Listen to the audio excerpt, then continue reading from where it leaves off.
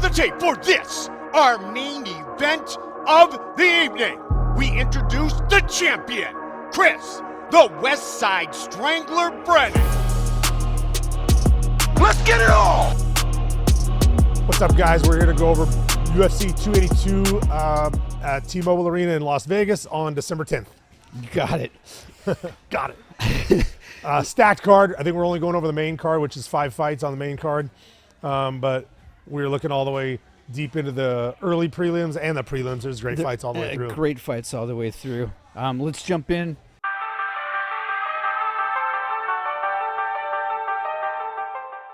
This is a fight you know a little bit about. Bryce Mitchell ranked number 9th right now against Ilia Topuria. He's not ranked, correct? No, 14 actually. Oh, 14. He's coming okay. in 14. Yeah, man, it's very hard to bet against Bryce. He's on quite a roll. He's a monster. You know, he's a monster on the mat. And look, he sat Edson Barboza on his butt with a straight left hand after just switching to southpaw for that camp. Yeah. You know, I remember you talking about that. He can wrestle. His jiu-jitsu is amazing. You know, he's tough as nails. I think that he's a little bit crazy. I think if you put all that together, it creates a tough night for whoever he's fighting. So Topuria comes in. It's interesting. He comes in 12-0. Yeah, he's got a great record. He's got a great record, and when you start looking at some of the win-by statistics, at least his UFC fights, his average time is 7:08, so he's barely getting into the second round. 58% of his wins are coming by submission. He only has 8% by decision, so he does have some TKO underneath him. And then if you look at the grappling defense, grappling, his takedown accuracy is 46% to Bryce's 52%. I don't know the number of takedowns. I wish it showed it here. But Ilia's takedown defense is 100% is what it shows right here. What's Bryce's? I don't think anybody's taken Bryce down either. 33%. His takedown defense Defense is 33% according to what's here on UFC's website. I can't even picture a fight where he got taken down. So I'd have to look back at that. But I'm going with Bryce, and that guy's not submitting Bryce. You know, you would have to knock him out before he submitted him. Yeah, and Bryce not going to tap. Bryce won't tap, will he? I mean, he would tap, I guess, if he was putting something that was gonna break his arm or something. Like but I don't see it. This guy, as good as he is, it is 12-0. He's not submitting Bryce. Now, Bryce was supposed to fight a few weeks back on UFC Fight Night. I don't know if we talked about. Do we ever know what happened with that? I forget what happened. It was the guy the Russian guy who had been bad-mouthing, talking trash on Bryce, and Bryce got it back into it with him, and then something happened at the end where he either got sick or got injured and couldn't fight. With the timing of this, and you know this with what's happening with Luke, does Bryce just have to keep plowing through camp and hold on to that? How do you approach something like that with that kind of... He had a little bit longer, so he'd kind of back off a little bit, you know, maintain where he's at, and then kind of come back in again. Right. We only had 3 weeks, you know, so we took 1 day off, basically to travel back and eat and whatnot, and then we're right back at it again, and then basically had to get weight right back down. So you Bryce, think I think, probably had a little bit of, I can't remember how many weeks it's been, but it's been a little bit longer. Okay. So he's probably had he didn't have time out of camp, I'm sure. Yeah, so that's just that much longer of a camp. Yeah. He had a 12-week camp plus, you know, whatever this 5 or 6 weeks is. So Yeah. He's been in camp for a long time. For sure. And you got to be careful because your body starts to get worn down when you're starting to you're peaking for something. Yeah.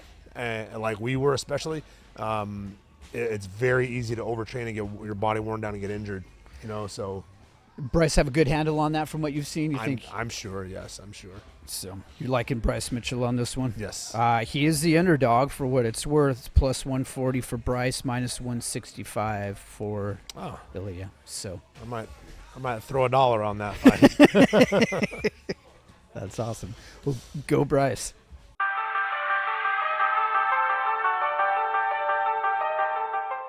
Let's talk about nasty. Darren Till and Dricus Duplessis. So you can look back and tell me what Darren Till's done recently, but I can tell you that Duplessis he was on a 4-fight win streak with 1 loss, an 8-fight win streak with 1 loss, and now a 5-fight win streak. And he's undefeated with 3-0 in the UFC. He finishes a lot of his fights. I think he's only got 1, maybe 2 decisions out of all of his fights, but 1 in the last 14. Yep. I think he only had 1 decision going all the way back on his professional record. So I think Darren Till struggles tonight. I know Darren Till's been training with Hamzat Chimaev. You know, they've been buddies for a while. Okay. But I just don't. Is that it? That seems like an unlikely pair to me a little bit. So strange. So strange. But he's right in the middle of all of it. The odd I'm couple. not sure what Darren Till's got to be training with him, because I don't know what Hamzat would be going to Darren Till for. Okay. I just know that Darren's in England and Hamzat's in Sweden, and so somehow they connected. I don't know. But so going back, Darren Till is 1 for his last 5. Yeah. His last 5: a loss to Derek Brunson, a loss to Robert Whitaker, a win to Kelvin Gastelum, loss to Masvidal, loss to Woodley. So, and then you go tough guys, but he's not. I'm gonna go with he's not getting out of the second round.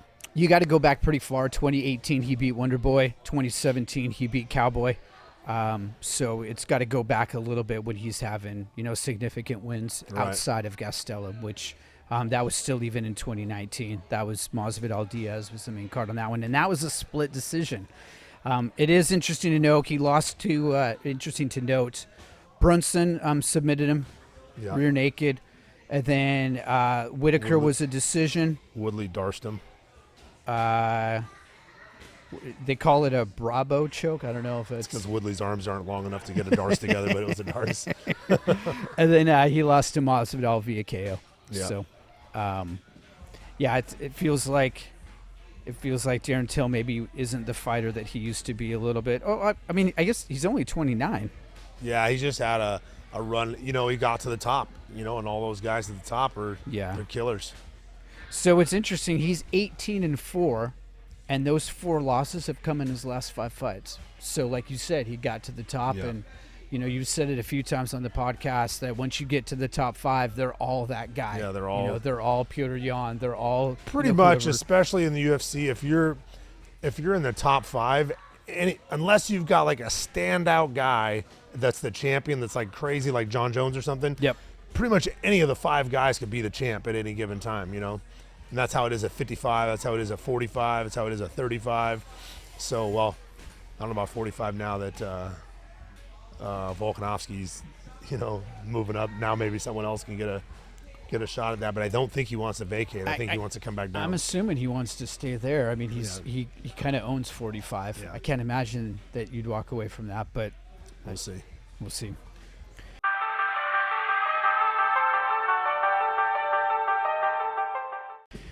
Next fight up then is Robbie Lawler and Santiago Ponzinibbio. Man, I love Robbie. I just wish he would retire. Yeah. We talked about him last time. He was peppering Barberena in the pocket, landing, and then boom, got knocked out. Before that he beat Nick Diaz, and he's been around so long. And he's so good, he's so technically sound striker, but and usually tough to take down. But I just feel like he's running his course, And what's Ponzinibbio's last 5 or 4? Well, I was just gonna say I've got Lawler up right now. Lawler is 1 for his last 6. Yeah. With his only win being Nick. He lost to Covington. He lost to Askren. He lost to RDA. He lost to Neil Magny, and then you said Barberena. Yeah. Now when we go on to the other side here and look at what Ponzinibbio has done, he's coming off 2 losses. Against who? To Michel Pereira and Jeff Neal. And both of those were split decisions that went. Yeah, those are 2 tough guys, man. Those are 2 tough guys. Who's he beat before that? Miguel Beza. And then he lost to Jing Liang Li. And then it's going to go back. He beat Neil Magny. Mike Perry. I mean, we're going pretty deep here. Gunnar Nelson. You beat Gunnar Nelson? He did. Oh, that's tough. But that was in 2017. That was 5 years Okay. ago. So yeah, I mean, it might be a good fight. That's probably why they put it together. You know, I'm pulling for Robbie. I always hope Robbie wins. He's just a tough bet at the moment.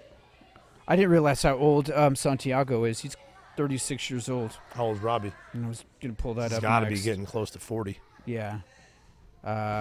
He is 40. 40, yeah. Yeah. So he's going to be 41 in March.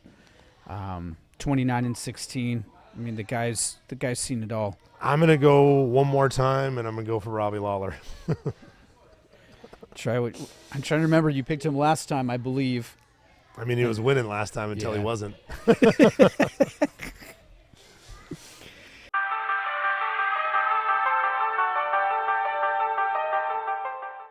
This is another one that you're familiar with. It's going to be pretty exciting. Patty the Yeah. Batty Pimblett going up against Jared Gordon. Patty the Batty. So Patty fights out of the Liverpool Next Generation that Paul Rimmer owns. And I've known that guy since he was a youngster.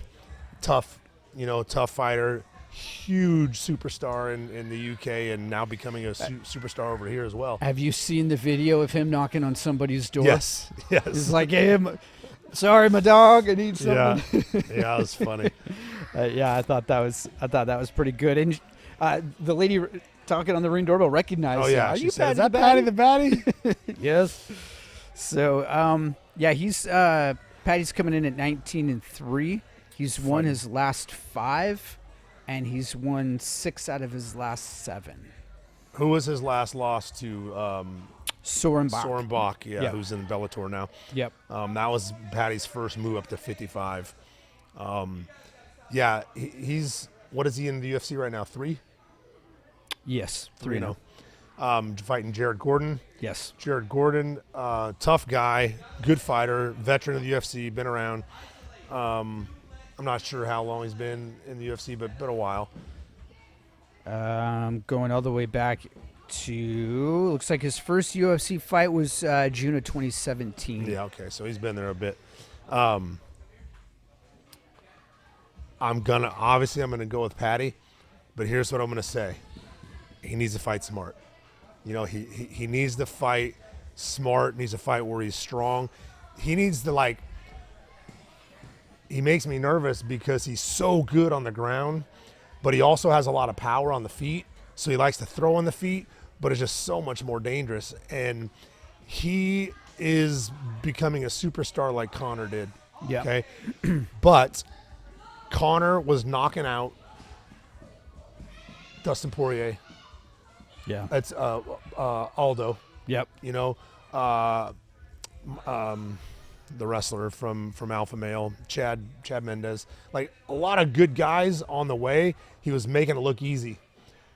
Patty got knocked down, I think, in all 3 of his UFC fights, or got knocked down in his first 2 and got taken down repeatedly in his second one by that other guy. I want him to just settle in. I want him to settle into the UFC and get those wins, you know, so that he does become that superstar and doesn't get stopped short by somebody just by screwing around. I want him to go out there, finish some guys. Whether he puts on a show or not, I don't think the crowd's going to care. They just want him to get those W's. Yep. And I want him to do that at the beginning, get some more of those, and then that way when he steps up in competition, he's ready, you know, for the top tier guys, and he's comfortable in there. And I want him to fight smart. And Paul is a phenomenal coach, and I'm sure he's in his ear, and trying to bring him along, and so hopefully that's the approach they take. Go out there and get a W. If you were to guess the average fight time of Patty's 3 UFC fights. I mean, his last fight. Oh, I guess his last fight ended in the second round. Yeah. So I mean, probably less than 5 minutes. It's just over 5 minutes 20 seconds. 5 So minutes, yeah, okay. so he's finishing people fairly quickly. Yeah. You know. Yeah. But I know that this guy's ranked 14. Mm-hmm. I believe. Let me double check. I think that's. Patty's not ranked yet, huh? Oh, you know what? I might be lying to you. Hold on, just. I might be lying to you. Okay, I don't okay. think they are ranked. So I think this is two unranked fighters.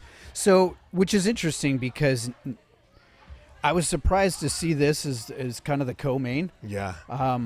It's because he's a It's 'cause superstar. I know. I'm telling you, like Yeah. Bryce has been the rock star of the UFC for a while, right? And he's I think 5 or 6-0 in the UFC right now. Yeah. And Patty's 3-0, and Patty's co-main. You know, I mean, you put asses in the seats, and that's where you end up. That's where you end up. Yep. So if you were in Patty's corner, are you having him go to the ground, or you have what? Yeah. I mean, you can stand outside and strike with him on the outside. You know, close the distance, put him on the fence, beat him up on the fence, take him down, beat him up, submit him. You know, Okay. I mean, that's you know, or just do that for 3 rounds. You know, if you can't get him out of there, I'm sure you can. But if you can't get him out of there, just stick to that. You know, stay long on the outside. Don't brawl. Don't give him a chance. You know, don't brawl, and then put him on the fence, beat him up there for a little bit, take him down, work on the sub. Patty comes in with a 5-inch reach advantage. Yeah, That's- stay long. Stay long. So yeah, he's only an inch taller, but he's got some arms on him, some gangly arms. Gangly arms. Right. Yeah. I'm excited for this one. I don't know much about Jared Gordon, but anytime Patty's up on the screen, Oh yeah. my kid was so stoked on this one that he said he'd split the pay-per-view with me. I'm like, yeah, we'll see. I'm not sure. I might. And he goes, I'll split it with you. I'm like, oh, all right, Done deal. Done deal. Done deal.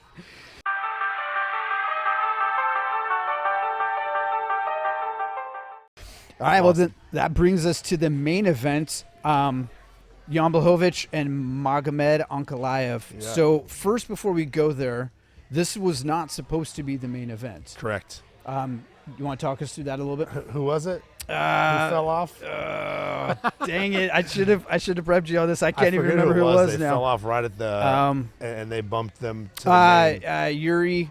Oh yeah. Yuri and Glover rematch. Yes, that's right. And so I'm not sure what happened there. Yuri got hurt. Yuri got hurt bad, Yeah. and I think that he instantly was like, I can't fight, I can't defend, and he vacated the belt. And I guess Glover didn't want to fight anybody else Yeah, he had an opportunity to. because now and- the belt's going to be in these guys' hands. This is for the belt. Yeah. They're Lightweight, fighting this yeah. fight for the title now. So Glover's going to have to fight one of them, which is unfortunate. But anyway, yeah, I don't know what happened to him. He injured, vacated, and here we are with going to be another new champion in the light heavyweight division. That's Blachowicz is a killer. Hits hard. You know, he is we just talked about him the other night because he was one of the last guys to beat Corey Anderson. he's also the only person to beat Adesanya, right? Yes. So there's that. And then he's fighting Ankalaev. We've talked about. We have. He's got decent striking. He's got, pretty decent striking. Not super fast, but he throws head kicks. He gets to that clinch and he's solid on the ground. He's got gnarly ground and pound. Hits hard on the ground. Throws punches and elbows on a lot of ground and pound on the good ground and pound on the ground. So, it's gonna be a tough call. It's just the machine of Dagestan. Yeah. That. What are the odds on this fight? Let me go back and see. Hold on. So Ankalaev's coming in minus 240. So he's the favorite. Jan Blachowicz is coming in at plus 200. Who did Jan fight last? Yeah, I've got that. Hold on. Someone beat him, I don't believe so. and he's coming in 2-1 underdog. Alexander Rakic Ratchik. He lost to him or beat him? beat him. He did. TKO knee injury in the third Who round. did he lose to right before that? Glover Teixeira. Might have hurt him. Yeah. Okay, bring me back to Ankalaev. I don't feel like he's beat. Oh, let's pull it up. Ankalaev, his last, Anthony Smith, Thiago Santos. 9? Count. Yeah, 1, 2, 3, 4, 5, 6, 7, 8. Yep, 9 wins in a 9-5 wins row. straight. And all of those are UFC fights. Yeah. He's 9-1 in the UFC. He lost his first fight, and then he's gone on a 9-fight win streak. How's he winning? TKO, decision, KO. KO, decision, KO, and his only loss was a triangle choke. So I do not believe he strikes and wins this fight. I do not believe he gets a stoppage on the feet against Jan Blachowicz. I believe Jan could stop him on the feet. He has that one-touch knockout power. He has to wrestle him and be able to take him down, and he's got to be able to do it for 5 rounds. I'm going against the grain. Okay. I'm going against my You're normal bet, and I'm going to bet on Jan Blachowicz to beat Uncle Ive. Yes. I'm just going back and looking at Blachowicz's record. He lost Glover, rear naked choke. His last loss to Thiago Santos was a TKO. I don't see lost decision. What's Uncle Ive's record? Uncle Ive is coming in at 17-1. I know. That's a hard bet for me. So Blachowicz is 39. Do you think age plays into this at all? Uncle Ive's 30. Who did he fight last? Who? Uncle Ive. Uncle Ive? We watched it. We talked about it a couple months ago. Oh, Rakic. Who was before that? Hold on. I got to make sure. I'm sorry. Anthony Smith is who he fought, and then Thiago Santos. Yeah. I think that's the one that he beat both of them. He did. Yeah. So I changed my bet. You're going for Uncle Ive? I am. Yeah. Yes. That'll be a game changer for him. He's fought really good people, but stepping up and fighting Jan, that's. Well, not only that, he's going to have the title if he wins. Yeah, and then he's going to have to. It's going to be Prohaska or Teixeira. Yeah, probably Glover if he's out that long and vacated. I would imagine it'll be Glover. Yeah, that's going to be. That'll be interesting. Yeah, I'm going with Uncle Ive. Wow. Sorry, guys, changed my mind. All right, once again, betting on Dagestan. Staying with the I don't know that you've lost on the Dagestan bet. I mean, they haven't lost really. Yeah. You know, so one day it's going to have to be my child. Yeah. We've got a few in the weight class now. Remember, I was telling you before I do. we didn't have any. Now I think there's 2 or 3. That's so sooner or later, the Russians that were like, your son, my friends in Russia, their fans or their respect. Now they'd be like, yeah, you got to watch yourself when you walk into the park. Man, I'm not gonna lie. Last time we were there, I think I might have mentioned it last time. And I don't know if it's because he was ranked or what, but everyone that was in his division treated him much different than they did before. Really? Yeah, I don't think he was ranked back then. No, he wasn't. He wasn't. This is the first time we've been at a fight where he was. Okay, yeah. And even Pitbull was different, and he's always like super friendly. He was friendly, just different. And then is it because they're starting to Daniel Weichel is number 9 now. Yeah. And we're number 10. And he was like staring at us work while we trained the whole time. His coach sits down on the mat stretching, watching us while we train. And I'm just like, oh, man. And Luke's like, everyone's not near as friendly this time. And I was like, it is what it is. Your competition now. Yeah. Before, you're just some kid, you know? Yeah. Now he lost. You know, they bumped Cody Law out of the rankings. Yep. We thought it was going to happen to us. But Cody was 6-1 and we were 7-0. So they bumped him, left Luke. Moved Weichel back to number 9, and then moved I forget the guy's name that beat him into number 7 or number 8, and they moved one other guy forward to 7. I forget who it was, but Justin Gonzalez. They moved to number 7. Okay. And the number Justin Gonzalez or Jeremy Kennedy? Jeremy Kennedy. Yeah, that's going to be. I mean, it makes sense when they start seeing these kids come up in the rearview mirror. You know, things change a little bit. So. Yeah. So now Cody Law is fighting. We'll talk about this on the other podcast, but Cody Law is fighting Chris Lencioni, who's a guy that we wanted to fight before, and he got cut, and now he's back, and they're both outside the top 10. So I'd imagine the winner of that wants to get back inside the top 10. They start calling out someone at number 10 or number 9. So you were talking, Weichel, Timur. He's a ref. Teamer, that's who beat. He's number 8 now. He is. And Just then Gonzalez Justin is 7. Gonzalez is 7. Where's Jeremy Kennedy? 5. He's Yeah. the one that beat Aaron Pico when Aaron got hurt. Yeah, and but Aaron's 4. Yeah, so he didn't move, huh? Okay. So, and you got Mads Burnell in there as well. Then you start getting, Carvalho, McKee, Borix, and Pipple. Cool.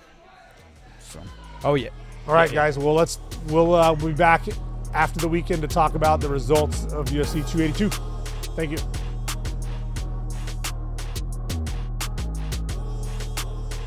It is all over, just like that.